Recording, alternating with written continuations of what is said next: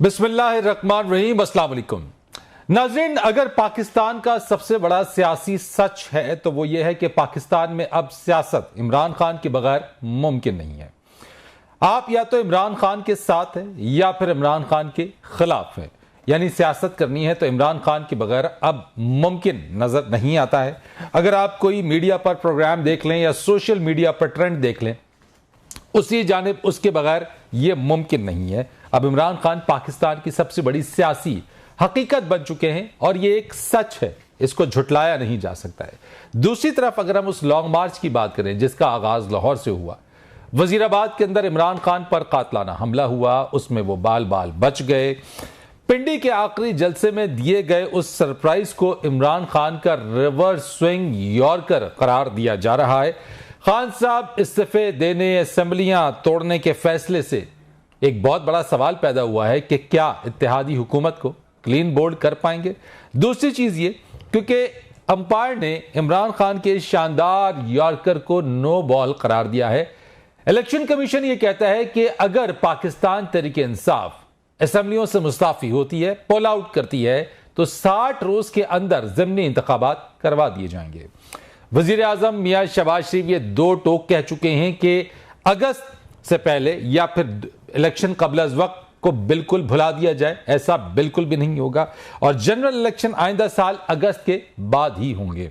पंजाब में नून लीग ने फौरी तौर पर तहरीक अदम एतमाद लाकर इमरान खान के यॉर्कर से बचने की मंसूबा बंदी भी शुरू कर दी है। गवर्नर राज की भी बातें हो रही है, उसके ऑप्शन पर भी गौर किया जा रहा है, जबकि वजीर आला पंजाब को गवर्नर पंजाब एतमाद का वोट लेने का भी कह सकते हैं। इस सारी सूरत हाल के ऊपर अब एक ये चीज है कि इमरान खान ने जो एक सरप्राइज दिया है, लग ऐसा रहा है कि इत्तेहादी हुकूमत को उलझा कर रख दिया है और एक ऐसी सूरत हाल का हुकूमत को सामना है कि उसके लिए एक तरफ सियासी चैलेंज है, एक तरफ माशी चैलेंज है और हुकूमत के लिए एक बहुत बड़ा चैलेंज यहां पे ये कि वो करे तो क्या करे। इन सारे सवालों के ऊपर, इन सारे सियासी पेचीदगियों के ऊपर आज हम बात करेंगे। मेरे साथ स्टूडियोज में बात करने के लिए मौजूद हैं पाकिस्तान तहरीक इंसाफ के सेनेटर हैं डॉक्टर हुमायूं मोहम्मद साहब। बहुत शुक्रिया सर प्रोग्राम में तशरीफ लाने के लिए। इसी के साथ मुझे ज्वाइन करेंगे मुस्लिम लीग नून के सीनियर रहनुमा भी हैं सेनेटर राना मकबूल साहब, बहुत शुक्रिया आपका। और पाकिस्तान पीपुल्स पार्टी के सीनियर रहनुमा हैं सेनेटर निसार खोड़ो साहब। आप तीनों मेहमानों का बहुत शुक्रिया। इससे पहले कि सर राना मकबूल साहब मैं आपके पास चले आ जाता हूं, मैं इससे पहले आपसे एक सवाल करूं। ये जो एक इस वक्त जो एक सरप्राइज दिया इमरान खान ने, इस्तीफों की बात की है, असेंबलियों से पुल आउट करने की बात कर दी है कि सारी असेंबलियों से मुस्ताफी हो जाएंगे, यानी इस वक्त जो बात कही गई है इससे पहले तक इत्तेहादी हुकूमत आप ही के ही लोग, चाहे वो मुस्लिम लीग नून से हों, पीपल्स पार्टी से हों, खान साहब की असेंबलियों से पुल आउट करने के हवाले से, इस्तीफे देने के हवाले से क्या बात करते थे। मैं जरा पहले क्लिप आपको सुना दूं, उसके बाद इस पर बात करते हैं। ये आसान है, इलेक्शन की डेट आपको चाहिए तो तोड़े पंजाब असेंबली, तोड़े केपी की असेंबली और चले। जी सेनेटर राना मकबूल साहब, ये आप मरियम साहबा, राना सनाउल्लाह साहब, लतीफ कोसा साहब, ये सब लोग ये कह रहे थे, इससे पहले तक कहते रहे हैं कि इमरान खान साहब इस्तीफे दे पंजाब से, इस्तीफे दे केपी असेंबली से और इलेक्शन की डेट अनाउंस कर देंगे। आज क्या कबाहत है, ऐलान कर दिया वैसे खान साहब ने? देखो ऐलान तो खान साहब ने बहुत सारे किए हैं, पिछले 4, 5, 6 साल से ऐलान ही किए जा रहे हैं। क्या ऐलान पे अमल भी होगा?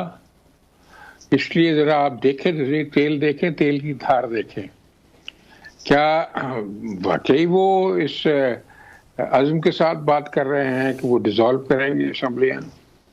अगर डिसॉल्व करेंगे तो फिर कोई क्वेश्चन पैदा नहीं, तो आप क्या समझते हैं, कबाहत क्या है उनके लिए, मुश्किल क्या है? वो नहीं कर सकते पंजाब को, केपीके को? कमाल करते हैं, पंजाब की कैसे कर देंगे? अच्छा, क्या वहां का जो चीफ मिनिस्टर है वो आसानी से ये बात मान? वो तो कह रहे 1 मिनट भी नहीं लगाऊंगा, खान साहब जिस दिन कहेंगे असेंबली तोड़ दूंगा। बात करते हैं, कहना और चीज होता है, करना और चीज होता है। आप इतने ज्यादा काबिल एंकर हैं, आपको नहीं पता कि कहा क्या जाता है और किया क्या जाता है। मैं तो सवाल उठा सकता हूं सर, बाकी अल्लाह ही जाने कौन बशर है सर। और 10 दिन इंतजार करें, फिर आपको पता चल जाएगा कि क्या होता है। इसलिए कोई हरफ आखिर नहीं है, बल्कि हरफ आगाज है सिर्फ, उसके ऊपर अमल शुरू नहीं हुआ। आप देख लेते हैं, अगर हो जाएगा तो वो भी फिर देख लेगी गवर्नमेंट भी और पार्टीज भी देख लेंगी। तो इसमें कोई ज्यादा इश्काल भी नहीं है और कोई परेशानी भी नहीं होनी चाहिए। किस चीज़ का ऐसे मलाल है, उन्होंने कह दिया, बस कह दिया।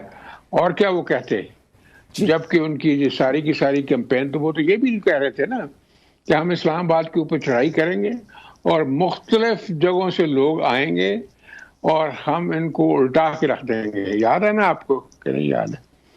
तो क्यों उन्होंने ये स्ट्रेटजी चेंज की? इसलिए कि वो सर वो तो फिर सरप्राइज देगा ना। आना उन्होंने इस्लामाबाद का इरादा तर्क कर दिया, असेंबलियों से इस्तीफों की बात कर गए।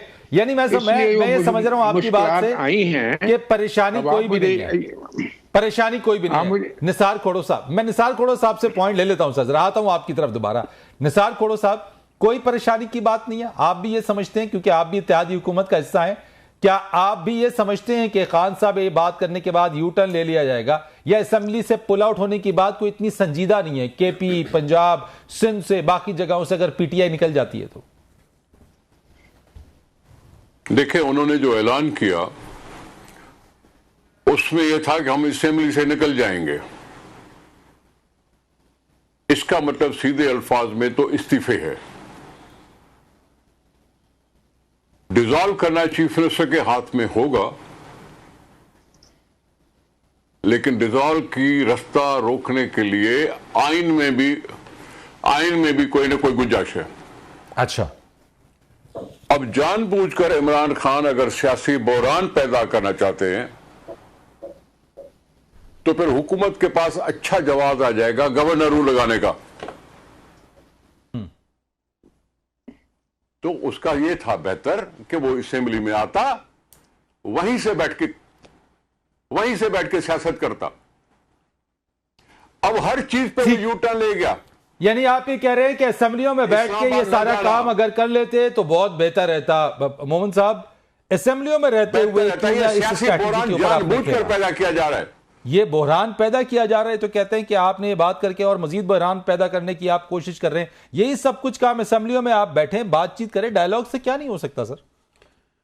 बिस्मिल्लाहिर्रहमानिर्रहीम। देखिए, बात यह है कि डायलॉग से सब कुछ हो सकता है, लेकिन बात इस तरह है कि जिस प्री टेक्स्ट पे ये पीडीएम पाकिस्तान डेकॉयड मूवमेंट ये चली थी और इन्होंने क्रिमिनल मोस्ट वांटेड गवर्नमेंट बनाई, उस लिहाज से इन्होंने किस बेसिस पे बनाई कि पाकिस्तान की मईशत नीचे जा रही थी।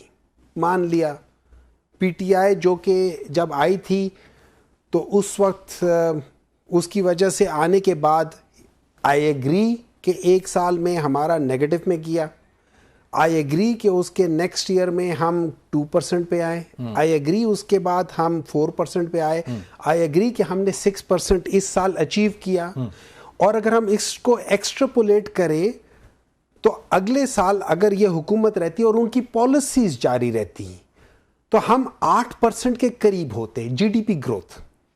आज तक पाकिस्तान में सिर्फ एक साल था, मुशर्रफ के ज़माने में 1 या 2 साल था जिसमें 7 को टच किया था या 7.5, 8 को टच किया था, बाकी थ्रू आउट कभी नहीं किया था। और पाकिस्तान मुस्लिम लीग नून जिनके जो लीडर हैं वो कौन सी वो शेर है, वो क्या, खा के लंदन की हवा अहद वफा भूल गए, पहुंचे होटल में तो फिर ईद की परवाह न रही, केक को चक्के सवैयों का मज़ा भूल गए। मतलब यहाँ पे गवर्नमेंट गिर गई, यहाँ पे गोली चल गई, खान साहब को लगी, वो ठीक भी हो गए, अपने पाँव पे खड़े होके पहुंच गए। एक चीज़ ठीक नहीं हुई आज तक, तो बंदे के प्लेटलेट्स ठीक नहीं हुए। ये बेसिकली झूठ के ऊपर इन लोगों का सारा है। किसकी हुकूमत में गए थे वो? मैं बताता हूं ना, मैं आज उस जुडिशरी से पूछता हूं कि जब आप लोगों ने कहा था कि क्या ये मंगल तक कोई गारंटी देता है, आप डॉक्टर यास्मीन राशिद साहिबा से क्यों नहीं पूछते? मैं तो देखिए ना, डॉक्टर फैसल सुल्तान साहब से क्यों नहीं पूछते? देखिए, अगर आपको कोई ये कहते कि क्या आप किसी की जान की गारंटी दे सकते हैं, आप दे सकते हैं, आप दे सकते हैं। डॉक्टर यास्मीन राशिद और फैसल सुल्तान नहीं दे सकते, आप दे सकते, दे दो। ये तो बड़ा आसान है ना, क्या वेरी सिंपल सी बात है। सर पूछ कौन रहा है? गवर्नमेंट तो आप ही, सर पूछ कौन रहा है? जुडिशरी। आपने वहां पे अपना कदम पीछे हटाना होता है। खुदा न खास्ता वैसी किसी को कुछ हो जाए, आप उसको फिर डिफेंड नहीं कर पाते, तो आपने कहा ठीक है जी, कोई बात नहीं, जाना है बाहर, बिस्तर मर्ग पे थे, जाना है बाहर, ठीक है। आज वो माशाल्लाह इतने हट्टे कट्टे हैं कि मंगल पांडे को भी गिरा दे। डिबेट इसकी नहीं है, ठीक है। अब मैं आ जाता हूं, डिबेट इसकी है, डिबेट इसकी है। मैं बताता हूं ना, आप पुल आउट करने के फैसले पर कायम हैं और आज आपने अगर ये डिसीजन लिया है कि पुल आउट करना है, तो मेरा सवाल यह है, आप सेनेट से इस्तीफा क्यों नहीं दे रहे? अगर हमें कहा जाएगा हम दे देंगे, तो वहां से क्यों नहीं दिया जा रहा? कहेंगे तो देंगे ना। जिस दिन, ये याद रखें, ये सीटें खान की अमानत हैं। हाँ। जिस दिन उसने कहा इस्तीफा दो, इस्तीफा देंगे, हर एक बंदा देगा। अब मैं आपको बात बता देता हूं, खान साहब ने ये कभी नहीं कहा था कि हम आके इस्लामाबाद में ये उद्यम या वो कर देंगे। उन्होंने ये जरूर कहा था कि अगर हम चाहें तो हम इस्लामाबाद आके चोक कर सकते हैं। मैं निसार खोड़ो साहब से जरा माफी मांगते हुए ये कहूंगा कि आप लोगों की पार्टी, मुझे नहीं समझ आती कि एक ऐसी पार्टी के साथ मिल गई है कि जिन्होंने आपकी उन लीडरशिप जिसके साथ आप खड़े रहे, उनकी अजीब अजीब किस्म की तस्वीरें। सर देखिए, मैं आपको I have to take a break. मैं खोड़ो साहब आपकी तरफ आऊंगा, लेकिन एक चीज मैं आपको बता दूं सर, अगर आप ये वाली बात करेंगे तो फिर उसके बाद खान साहब भी कहते थे, जिनको चाकू डाकू कहते थे, वो पंजाब का वजीर आला है, जिनका वो कहते थे कि मैं जिनको चपड़ासी नहीं रखूंगा उनको वजीर दाखिला भी बनाया। So this is the politics, जहां पे अगर आप ये कहेंगे तो फिर पॉलिटिक्स में सबके सामने। मैं सर एक ब्रेक लेता हूं, ब्रेक, लेकिन जाते जाते मेरे पास आज पैनलिस्ट में मेरे 3 ऑनरेबल सेनेटर्स मेरे साथ मौजूद हैं और एक बहुत अहम इशू, एक बहुत मामला फैसल वाडा का। एक स्टेटमेंट आजम स्वाति साहब के हवाले से आता है, सेनेटर हैं, मैं उनके हवाले से तीनों मोहतरम सेनेटर से बात करूंगा। और फैसल वाडा ये कहते हैं कि आजम स्वाति ने अपने मफाद के लिए खुद वीडियो बनाई। मैं इसके ऊपर डिस्कस करना चाहूंगा, बहुत इंपॉर्टेंट मैटर है, बहुत इंपॉर्टेंट मैटर है। तीनों सेनेटर्स मेरे साथ हैं, मैं इन तीनों से बात करूंगा, लेकिन एक ब्रेक के बाद।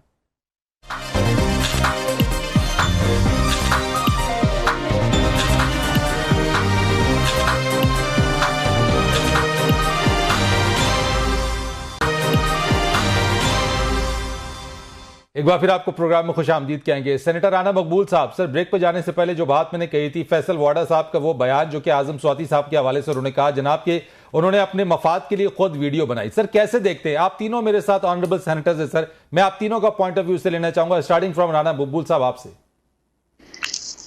ये जो बात आपने कही मैंने सुनी नहीं है, क्या आप कह रहे हैं? ये जरा काइंडली रिपीट कर दीजिए, मैं आपका शुक्रगुजार होगा। ठीक है सर, आपकी जैसे फैसल वाडा साहब का स्टेटमेंट आजम स्वाति साहब की वीडियो के हवाले से आया कि उन्होंने कहा जी कि अपने मफाद के लिए उन्होंने खुद ये वीडियो बनाई है। वो तफ्तीश हो रही है तो उसका पता चल जाएगा। अगर वाडा साहब उनके पुराने कुलीग हैं, बड़े जानसार साथी हैं, अगर उन्होंने ये बात कही है तो हो सकता है कोई फ्रैगमेंट ऑफ ट्रूथ हो, ये तो तफ्तीश में साबित भी हो जाएगा। इसलिए अभी मैं इस मामले में चलें, ठीक है मोहम्मद साहब, sir what you say about this? बड़ा सीरियस मैटर है सर ये। देखिए मैं अगली छोटी सी बात करना चाहता हूँ जी सर। डॉक्टर मेहमान साहब के साथ, अदब के साथ, आज उन्होंने बड़े रकीक हमले किए हैं और इसको डेकॉयट मूवमेंट कह दिया है, जो पाकिस्तान डेमोक्रेटिक मूवमेंट है। तो इसमें देख लें उन्होंने सही कहा है या गलत कहा है, या जिस बात में ऐसी बात कही है जो कि मैं समझता हूँ नहीं कहनी चाहिए। अगर मैं आगे से ये कह दूं नहायत अदब के साथ कि जनाब ये घड़ियों वाला क्या मामला है, 1 अरब 68 करोड़ की घड़ी जो है 28 करोड़ में दुनिया की मंडियों में बेची गई, और हमारा क्या, किस मुंह से हम बात सर करेंगे? मैं आपकी ना इस बात के ऊपर आपके पास आता हूं, मैं जरा आजम स्वाति साहब के ऊपर बात कर लूं, क्योंकि ये वाला इशू मैं करता हूं और डेफिनेटली आप तीनों मेरे साथ मौजूद पैनलिस्ट और मौजूद सेनेटर्स आप मेरे साथ मौजूद हैं। मैं समझता हूं कि शायद हम अपनी गुफ्तगू के अंदर वो अल्फाज इस्तेमाल करें, मेरे ख्याल से डॉक्टर साहब तो ज्यादा बेहतर होगा ताकि किसी के ऊपर ना।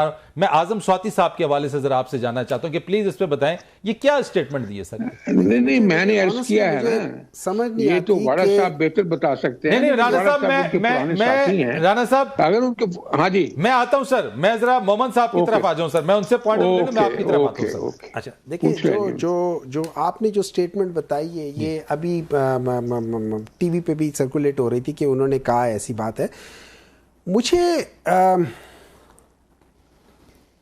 रियली डोंट नो कि एक आदमी ये बात कैसे कर सकता है। मेरा सवाल होगा, मेरा अपना सवाल होगा, क्या वाडा साहब किसी मकसद के लिए खुद ऐसी वीडियो बना सकते हैं? क्या कोई शख्स अब किसी भी मकसद के लिए अपनी बीवी के साथ ऐसी वीडियो बना सकता है? मेरा यह सवाल होगा हर उस पाकिस्तानी से, क्या वो ये कर सकता है? कोई कर सकता, कोई सोच सकता है? करने की तो बात की दौर है, कोई सोच सकता है? और उसके बाद कोई ऐसा शख्स जो कि 70-75 साल का आदमी हो, क्या वो ऐसे सोच सकता है या कर सकता है? आई डोंट नो कि फैसल वावड़ा के दिमाग में क्या चीज चल रही थी, उन्होंने ये बात कब की, क्यों की, कैसे की, सोचा कैसे, इसके बारे में सोच भी कैसे सकता है? मतलब I really don't know. So rather than passing any comment, I would ask this question, क्या वो ये समझते हैं कि कोई शख्स इतना केपेबल हो सकता है कि वो इस किस्म की वीडियो खुद बनाए? और साथ साथ वो ये भी कह रहे हैं कि इमरान खान अपनी टीम पर अंधा एतमाद करते हैं जिसने उन्हें बंद गली पर पहुंचा दिया. सर देखिए, इस तरह बात है कि मैंने एक बात सुनी थी कि हुजूर सल्लल्लाहु अलैहि वसल्लम ने एक दफ़ा अपने सहाबा को कहा था कि एक ज़माना आएगा कि हर एक शख्स दूसरे को धोखा देगा. तो सहाबा इकराम ने पूछा कि या रसूलुल्लाह सल्लल्लाहु अलैहि वसल्लम, धोखा खाएगा कौन अगर ये सारे धोखे दे रहे होंगे? तो उन्होंने कहा वो धोखा खाएगा जो एतबार करेगा. अब मेरी टीम है, मैं टीम बनाऊंगा किसको? जिसके ऊपर एतबार करूंगा. अगर मैं उस पर एतबार नहीं करूंगा तो वो मेरी टीम का हिस्सा होगा नहीं. राइट. यानी कि सर मैं इसलिए भी कर रहा हूं क्योंकि आप तीनों माशाल्लाह ऑनरेबल सेनेटर्स हैं, आजम स्वाति साहब भी इस चीज के अंदर सेनेटर हैं, तो मैं इसीलिए चाहूंगा जरा इस इशू को, इस बात को निसार खोड़ो साहब आपसे, क्योंकि इससे पहले तक हमने ऑडियो लीक्स को देखा, हमने इससे पहले जो है वो ऑडियोज आती रही है, लेकिन अब की बार तो वीडियो लीक और उसके बाद ये आना, ये बयान, ये स्टेटमेंट आ जाना कि स्वाति साहब ने खुद ये बनाई भी और फिर लीक भी कर दी है. मैं सर आपके कमेंट चाहूंगा इसके ऊपर. सर देखें, फैसल वाडा साहब और आजम स्वाति साहब एक ही पार्टी से ताल्लुक रखते हैं और फैसल वाडा काफी इन हैं, इन रहे थे, अब नहीं है, शायद नहीं है. अब उनको आगे आके और जरा और जाहिर करना पड़ेगा कि उन्होंने इतनी बड़ी बात कह दी आजम स्वाति. सर वाडा साहब कोई पीपल्स पार्टी की तरफ तो नहीं देख रहे हैं? क्या देखें, पीपल्स पार्टी की तरफ देख लें या JUI की तरफ या PMLN की तरफ, उसका कोई ताल्लुक नहीं है इस चीज से. फैसल वाडा इस वक्त PTI से निकल चुके हैं और वो खुलकर बोल रहे हैं. जब PTI में थे तो हो सकता है उनके ऊपर कुछ न कुछ रुकावट होती होगी, अब वो खुलकर बोल रहे हैं और बातें वो बता रहे हैं जो PTI के अंदर हो रही थी. यानी ये घर के भेदी है. अगर वो कुछ कह रहे हैं तो फिर उनको और ज्यादा सबूत देना पड़ेगा. ऐसे सिर्फ ये यानी आप कह रहे हैं घर का भेदी अब लंका ढा रहा है. अब इसी तरह से कहा जाता है. मिसाल तो यही है, मिसाल तो यही है. तो सर, लेकिन बात सर ये वैसे आप माशाल्लाह बड़े एक्सपीरियंस, बड़े सीजन्ड पॉलिटिशियन है सर, बड़ी गहरी निगाह है. ये घर का भेदी आकर लंका ढा क्यों रहा है? वैसे ये क्या वजूहात, क्या है पीछे, क्या देख रहे हैं? क्या ये जो बातें हर रोज कोई एक नया इंकिशाफ होता है? देखिए बाबा, बात सुनो ना. अब अगर वो कोई अपने, देखो ये होता अपने जहन से है. कोई भी करोड़ों रुपये किसी को दे तो वो अपनी जान नहीं देगा, लेकिन जहन तैयार हो जाता है तो फिर बगैर कुछ ऑफर किए भी जान दे देता है इंसान. फैसल वाडा पे मैं नहीं जाना चाहता. फैसल वाडा साहब बहुत करीबी दोस्त हैं, दोस्त थे इमरान खान के. क्यों उन्होंने दोस्ती बनाई, क्या उनके बीच में था, कौन सा उनका पॉलिटिकल बैकग्राउंड था, कौन सा उसको पता नहीं था कि ये ड्यूल नेशनल है फिर भी उन्होंने उसको टिकट दे दी, कौन सा क्या था कि जी नेशनल असेंबली से उन्होंने इस्तीफे दिए या जो कुछ भी किया जानबूझकर और फिर सेनेट की भी सीट दे दी गई. ये तो बहुत ही कॉन्फिडेंस और अपनायत की बात है ना. उसके बाद उनके बीच में क्या इख्तलाफ हुए हैं उसका मुझे क्या पता हो सकता है. और क्यों फैसल वाडा ने ये बातें कुछ की हैं. आज भी उन्होंने कहा कि मैंने प्रेस कॉन्फ्रेंस में बहुत सारे लोगों की जान बच गई. अब ये भी बड़ी मानी खेज चीज है. ये लॉन्ग मार्च में जो हो रहा था उसके लिए उन्होंने निशानदी की थी कि जी मैं खून रेती देख रहा हूं, मैं ये देख रहा हूं, मैं वो देख रहा हूं. अब ये खुद बातें कर रहे थे तो हमारा उसमें क्या कसूर है यार. फैसल वाडा की जवाब हमसे क्यों मांग रहे हैं, आप उनसे मांगे. रही बात आपने एक और की थी, मेरे मोहतरम दोस्त ने की थी पीटीआई के, कि इस हुकूमत को मैंडेट नहीं है। मैं इस पर सख्त एतराज करता हूं। मैंडेट इमरान खान के पास भी नहीं था, वो मेजॉरिटी पार्टी नहीं थी। मेजर ग्रुप जरूर होगा लेकिन मेजॉरिटी नहीं थी उसके पास। जब मेजॉरिटी नहीं हो तो समझो मैंडेट नहीं है। उसके साथ भी एलाइज मिले, हमारे साथ भी एलाइज मिले। इससे मिली ये है जिसको वो पसंद करते थे, जिन्होंने इसको वजीर आजम बनाया। ये जिस तरह की भी असेंबली आई, हमने हो सकता है थोड़े से एतराज किए हों, लेकिन उन्होंने एतराज नहीं किया था और उन्होंने कहा था असेंबली ठीक है, इसमें मेरी हुकूमत बन रही है, वाह वाह वाह वाह, मैं वजीर आजम बन गया। मेरे घर वालों ने मुझे बताया कि आप वजीर आजम हो। ये भी मैंडेट के बगैर थे।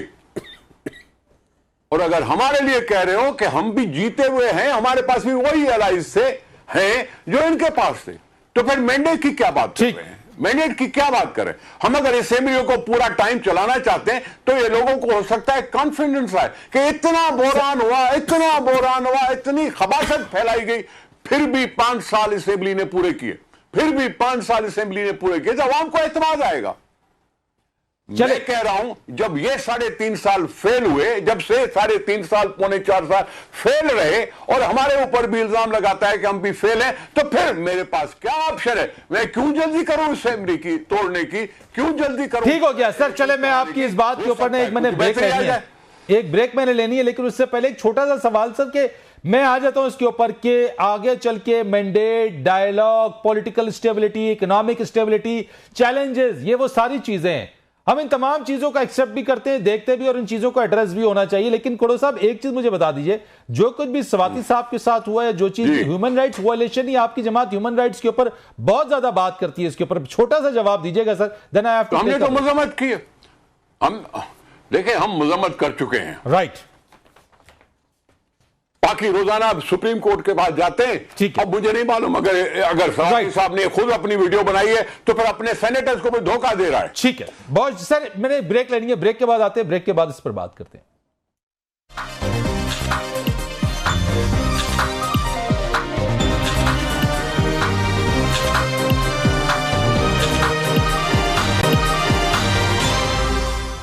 एक बार फिर आपको खुशामदीद कहते हैं। असम्बलियां तहलील होने का मामला, उसके बाद इलेक्शन कमीशन का स्टेटमेंट, डायलॉग, चैलेंजेस, अब इसको किस तरीके से लेके आगे चलेंगे? सेनेटर राना मकबूल साहब, सर प्लीज आंसर मी कि आपके पास चैलेंजेस बहुत ज्यादा हैं, इकोनॉमिक चैलेंज आपके पास मौजूद है, आप ही के साबिक वफाकी वजीर खजाना मिफ्ता इस्माइल साहब ने जो कुछ लिख दिया वो भी आपके सामने, मुझे रिपीट करने की जरूरत नहीं है। पॉलिटिकल चैलेंज आपके सामने, सर कैसे इस चीज को आप करेंगे? अगर एक जमात इंतखाबात का या जल्द इंतखाबात का मुतालबा करती है, वो कोई गैर आईनी मुतालबा तो नहीं है, लेकिन जो हालात हैं वो तेजी से हाथ से निकलते जा रहे हैं, कैसे इन चैलेंजेस का मुकाबला करना है? पीटीआई को डायलॉग की तरफ लेकर आना है, बातचीत करनी है, असेंबलियों की तरफ लाना है, कैसे कंट्रोल करेंगे सारी चीजों को? सर मैं एक बात करना चाहूंगा, लेकिन ये चैलेंज कर लें, वो करने दो, तो खोड़ो साहब बात करना चाहते, पूछ रहे खोड़ो साहब क्या कहते हैं। जी निसार खोड़ो साहब फरमाइए। सर मैं ये अर्ज कर रहा था कि ये जब 13 जमातें मिलकर कहती थी कि इलेक्शन कराओ इस्तीफा दो, इलेक्शन कराओ इस्तीफा दो, तो वो क्यों कहते थे कि 23 में होंगी इलेक्शन? उस वक्त जब अवाम इसके खिलाफ खड़े हो गए थे, सब कुछ भी हो गया था, और 13 जमातें भी थी, 13 जमातें कह रही थी कि जल्दी इलेक्शन कराओ, इस्तीफा दो, इलेक्शन करो, हम आ रहे हैं, इस्तीफा दो। क्यों फिर कह रहा था कि मैं 23 को इलेक्शन कराऊंगा? अगर वो कह रहा था 23 को और उसको अच्छा लगता था तो हमें भी 23 अच्छा लगता है। बात क्या है? मैं एक नाकाम हुकूमत की तरफ क्यों देखूं? अवाम को वो रास्ता क्यों दिखाऊं कि एक नाकाम हाकिम के साथ जुड़ जाने की बात करूं? सर लेकिन छोड़ो साहब, हम कोशिश कर रहे हैं मौजूदा हुकूमत कामयाब हुकूमत, बात सुने, और दूसरी बात, हुकूमत को हम कामयाब हुकूमत कह सकते हैं। और दूसरी बात, हाँ मैं कह रहा हूं कामयाब है, हमारे पास कंफर्टेबल मेजॉरिटी है कौमी असेंबली में, लेकिन इसका मेयार क्या है? में जो हुकूमतें हैं एक है। खड़ो साहब इसका मेयार क्या है? किस मेयार पे हम कह सकते हैं कि मौजूदा हुकूमत कामयाब हुकूमत है? हुकूमत तो ठीक है, हाँ इकोनॉमी में कुछ ना कुछ गड़बड़ है, उसको ठीक करने की कोशिश कर रहे हैं, ये हर हुकूमत का काम होता है। सर आवाम के लिए महंगाई 30% से ऊपर जा चुकी है, डीजल का बोरान पैदा होने का खतरा जाहिर हो गया है, मैं अवाम को बेनिफिट कोई नहीं मिलता। सर जी मैं भी यही कह रहा हूं कि इकोनॉमी में कुछ बहरान है जिसको ठीक करने की कोशिश हो रही है। वो 3.5 साल नहीं कर सका, हम 7 महीने में नहीं कर सके। मवाजना तो करे ना। तो सर इसका मतलब ये हुआ कि असेंबलियां बचाने के चक्कर में अवाम उसका खमियाजा भुगत रहे हैं। नो, असेंबली बचाने की चक्कर की बात नहीं है, असेंबलियों का होना बहुत जरूरी है। अगर पार्लियामानी जमहूरियत है तो असेंबलियों के बगैर तस्वुर ही उसका नहीं है। हम इसके लिए मरे हैं, हम इसके लिए गोलियां खाई हैं वोट के लिए, असेंबलियों के लिए। अगर असेंबली आई है और असेंबलियां चल रही हैं तो ये बचाने का चक्कर ना कहें आप इसको। चले मैं सेनेटर राणा मकबूल साहब असेंबलियों को तकवीत दूं। सेनेटर राणा मकबूल साहब, डीजल के बोरान का खच्चा, महंगाई अपने उरूज के ऊपर, इकोनॉमी है कि संभलने का नाम नहीं ले रही है, अवाम महंगाई की चक्की में पिस किया दब चुके हैं, बल्कि जमीन के अंदर जा चुके हैं। सर उसके बावजूद आप कहते हैं कि इलेक्शन जो है वो जल्दी नहीं होंगे, अगस्त से पहले कोई सोचे भी ना। क्या इलेक्शन से सारी चीजें मिल जाएंगी?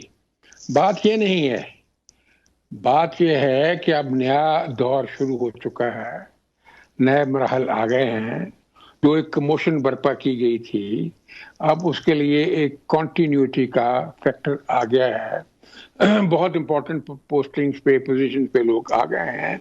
ये स्टेबिलिटी आने में इसका जरूर रोल होता है, क्योंकि पहले जो खुमार आया हुआ था खान साहब को कि मैं ऊपर कर दूंगा, मैं नीचे कर दूंगा, और रोजी रोटी बंद, बाजार बंद। राणा साहब इसका मतलब ये है कि तकर्रुरी की वजह से आवाम ये सारा चीजें भुगत रही थी।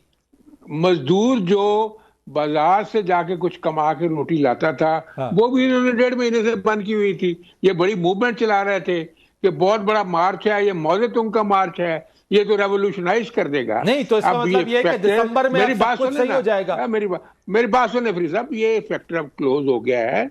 आप काम करेंगे, पहले से ज्यादा करेंगे, और इकोनॉमिक स्टेबलाइजेशन होनी शुरू हो जाएगी।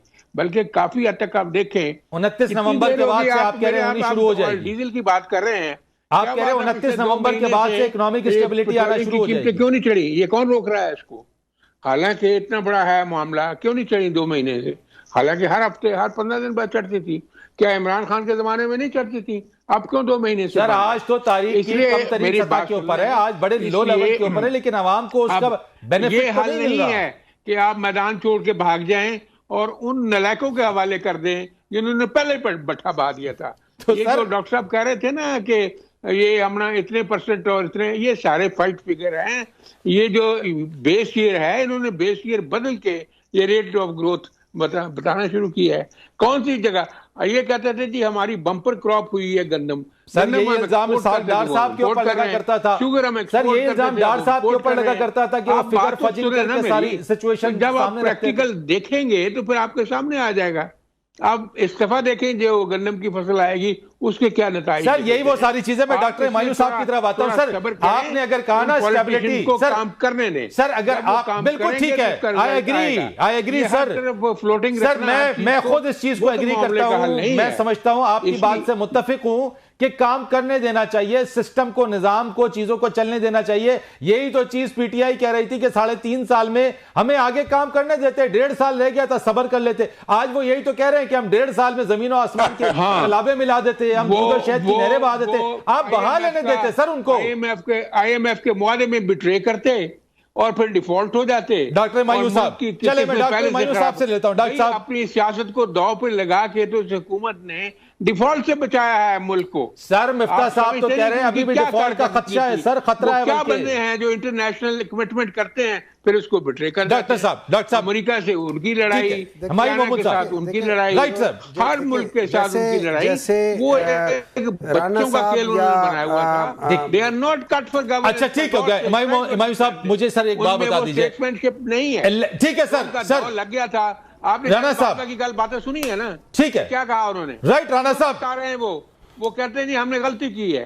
4 जनरल जो इनके ऊपर कुर्बान हो गए हैं, इन्होंने हमारे साथ ज्यादती की है, हमारे साथ वादे किए हैं, हमारे साथ 200 कहते हैं टेक्नोक्रेट्स हैं। वो कहां 200 से पहले 5-6 महीने में साबित हो गया कि ये बिल्कुल नाहल सेटअप। चले मैं मोहम्मद साहब की तरफ आ जाता हूं। अभी भी आप कह रहे हैं कि मुल्क को इनके हवाले कर दिए जाए। ताकि कोई रास्ता ही ना बचे। सर इलेक्शन के ऊपर है, आवाम जिसको चाहे वोट देगी। ये बात दुरुस्त नहीं इसका है। फैसला मैं और आप तो नहीं कर सकते सर। आवाम वोट में जिसको दे दे, इलेक्शन की डेट आएगी फिर देखी जाएगी। मैं वही कह रहा हूं ना सर, इलेक्शन के अंदर तो आवाम जिसको वोट देगी उसमें मैं और आप तो रोक नहीं सकते। अगर आवाम ये चाहेंगे कि इनको वो इलेक्ट कर ले, आवाम चाहेंगे आपको इलेक्ट कर ले, कोई भी नहीं रोक सकता। डॉक्टर साहब प्लीज इस पर रिस्पॉन्ड कीजिएगा। आपकी बात तो नहीं मानी जा रही है, इलेक्शन अगस्त से पहले नहीं मानने बेशक। देखिए अगर आपने खान साहब की बात सुनी हो तो खान साहब ने कहा था कि वैसे तो 8 महीने रहते हैं जो जिस लिहाज से ये चल रहे हैं, चलने दे, इनको समझ आ जाएगी। लेकिन ये जो बात कर रहे हैं ना कि इकोनॉमी के ऊपर, इनको कख नहीं पता। एक ही इनमें थोड़ा बहुत पढ़ा लिखा बंदा थोड़ा बहुत था, और ये वो बंदा था कि जिस वक्त स्टेट बैंक ऑफ पाकिस्तान ने वो जब पीटीआई के दौरे हुकूमत में 7.15 से 8.75 पे लेकर गए थे ये इंटरेस्ट रेट, तो उन्होंने बहुत शोर मचाया था कि ये खराबी हो गई, वो खराबी हो गई है। इन्होंने अभी 9.75 से 16% पे कर दिया है। ये इन 8 महीनों की बात है। अच्छा लेकिन मेरा सवाल ये, सर ये इकोनॉमिक चलने देना नहीं, हम तो कहते हैं चलने दे, समझ आ जाएगी। खान साहब ने तो कहा है कि हमारा ही फायदा है, तो आप चलने दें। समझ आ जाएगी। नंबर 2, इन्होंने जो इकोनॉमी की बात कर रहे हैं, देखिए इकोनॉमी की बात ये जो जब कर रहे हैं ना, ये आज की बात नहीं है, ये 2013 और 2018 मैं चाहूंगा कंक्लूड कीजिएगा, आगे करना क्या चाहते हैं आप लोग। देखिए अगर इलेक्शन की तारीख अगर आपने पाकिस्तान को, जैसे ये कह रहे हैं, अगर आपने पाकिस्तान को सही डगर पे डालना है तो फिर उसके लिए मेरे लिहाज से stability, political stability is the most important thing. पूरी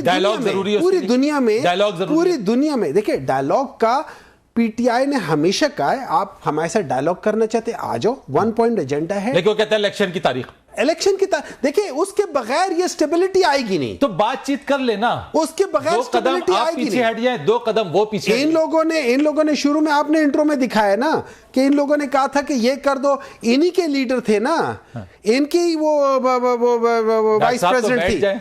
हम लोग आप मशवरा दे दें, आप जैसी सेन वॉइस देखिए ना, हमने कह दिया। देखिए इससे ज्यादा सेन मशवरा क्या हो सकता है कि खान साहब, उन लोगों ने कहा है कि भाई आप पंजाब और केपी से क्यों नहीं इस्तीफा देते। खान साहब ने कहा ये लो इस्तीफा ले लो। एज फार एज पाकिस्तान को स्टेबिलिटी की तरफ लेकर जाओ। अगर ये समझते हैं 8 महीनों में इन्होंने 13% से 30% पे ले गए हैं इन्फ्लेशन, अगर इनकी कैपेसिटी नहीं थी तो आए क्यों? ये सवाल है। अगर ये कहते, अगर ये एक और भी बात, अगर ये कहते कि ये बेहतर कर लेंगे नवंबर से, ये पहले कहते थे जब आईएमएफ के साथ डील हो जाएगी बेहतर हो जाएगी, फिर फैटर से निकल के ठीक हो जाएगा, फिर सऊदी अरब दे देगा ठीक हो जाएगा। अरे भाई नहीं होगा, आप अपने बेसिक्स को ठीक करें। मिफ्ता इस्माइल ने कह दिया है कि you are at the brink, और उसकी वजह उसने क्या है, इसहाक डार की policy of trying to stabilise dollar artificially, पहले 5 साल की किया। इसके ऊपर मजीद भी बात करते हैं। Doctor Mayur, thank you so much for being with me. Senator Rana Maqbool साहब आपका बहुत शुक्रिया। निसार खोड़ा साहब thank you so much. Farid Rees को इजाजत दीजिएगा। अल्लाह हाफिज।